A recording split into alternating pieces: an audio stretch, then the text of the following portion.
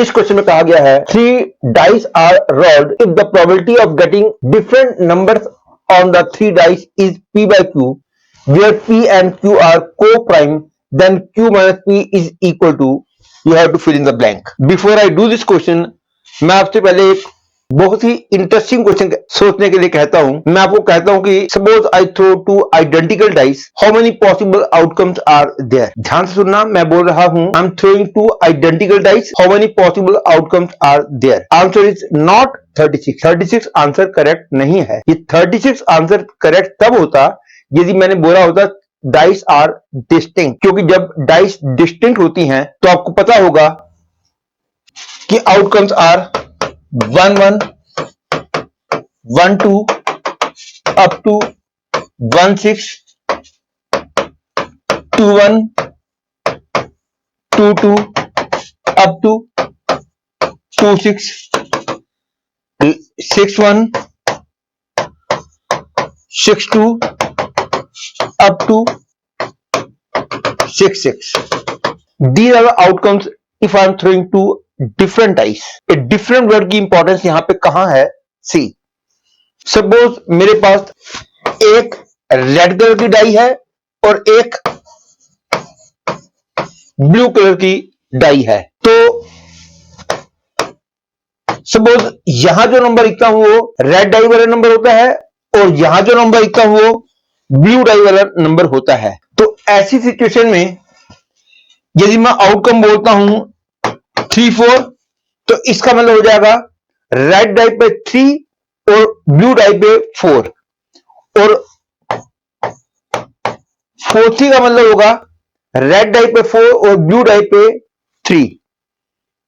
लेकिन यदि दोनों डाइस आइडेंटिकल हैं, से दोनों व्हाइट हैं, तो ये दोनों आउटकम्स अब डिफरेंट आउटकम्स नहीं गिनी जाएंगी, क्योंकि दोनों डाइस आइडेंटिकल है। तो इसका मतलब है एक पे 3 है एक पे 4 है, तो ये दोनों आउटकम्स डिफरेंट आउटकम्स नहीं गिनी जाएंगी। तो इस सिचुएशन में नंबर ऑफ आउटकम्स कैसे गिनी जाएंगी अब वो देखिए, क्योंकि आपने देख लिया है कि 36 आउटकम्स में से ये 6 आउटकम्स ऐसी हैं जिसमें दोनों सेम है और बाकी के 30 आउटकम्स ऐसे हैं जिसमें दोनों डिफरेंट हैं। जिन आउटकम्स में दोनों डिफरेंट हैं, ऐसे 2 आउटकम्स हमेशा मिलकर एक आउटकम बना देंगे in case of when I throw 2 identical dice. तो 2 आइडेंटिकल डाइस वाले केस में ये वाले और ये वाले मिला के जो 30 केसेस थे अब वो 15 बन जाएंगे, और ये 6 केसेस तो डिफरेंट डाइस वाले केस में भी एक एक बार गिने जाएंगे, आइडेंटिकल डाइस वाले केस में भी एक एक बार गिने जाएंगे। तो 30 का आधा हो गया 15,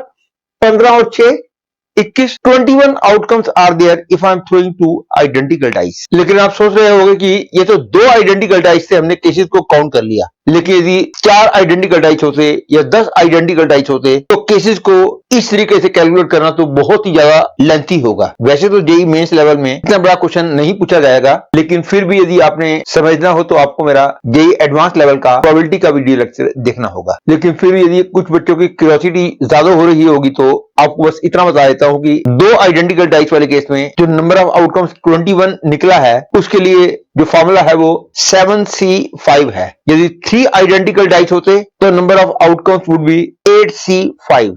4 आइडेंटिकल डाइस होते number of outcomes would be 9C5 and so on. और ये तो आपको पता ही है कि 2 डिफरेंट डाइस होंगे तो नंबर ऑफ आउटकम्स 6 स्क्वायर होंगे, 3 डिफरेंट डाइस होंगे तो number of outcomes would be 6 cube, 4 different dice होंगी तो number of outcomes would be 6 to the power 4 and so on.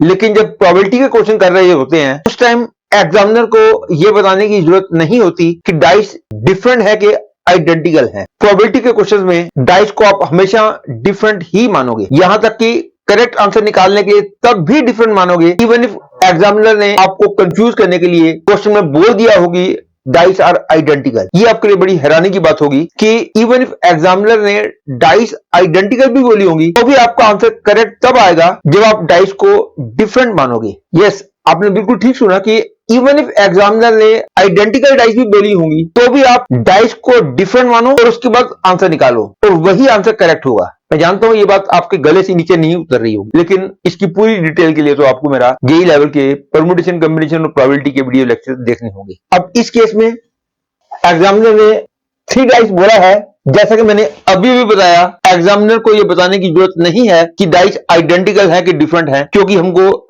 Dice को डिफरेंट ही मानना होगा, तभी हमारा आंसर करेक्ट आएगा। हो सकता है कि एग्जामिनर कंफ्यूज करने के लिए क्वेश्चन में 3 आइडेंटिकल डाइस बोल देता, तो भी आप ऐसे चलते जैसे कि एग्जामिनर ने 3 डिफरेंट डाइस बोल रखी हैं। और अब 3 डिफरेंट डाइस वाले केस में तो क्वेश्चन बिल्कुल ही आसान होता है कि टोटल नंबर ऑफ आउटकम्स तो हो गए 6 क्यूब, और फेवरेबल नंबर ऑफ केसेस निकालने के लिए अकॉर्डिंग टू क्वेश्चन यहां वाला नंबर, यहां वाला नंबर और यहां वाला नंबर तीनों डिफरेंट होने चाहिए। तो these 3 places can be filled in 6 into 5 into 4 number of ways, क्योंकि यहां पे 6 में से कोई भी डिजिट आ जाएगा और यहां 5 में से कोई डिजिट आएगा, क्योंकि जो डिजिट यहां पे आ चुका है वो नहीं आएगा। तो this place can be filled in 5 ways, this place can be filled in 4 ways.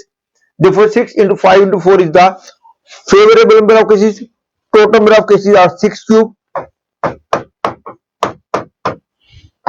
that is 5 by 9. And now comparing this with this, I can say P is 5 and Q is 9. Therefore 9 minus 5 is 4. Therefore the correct answer is first choice.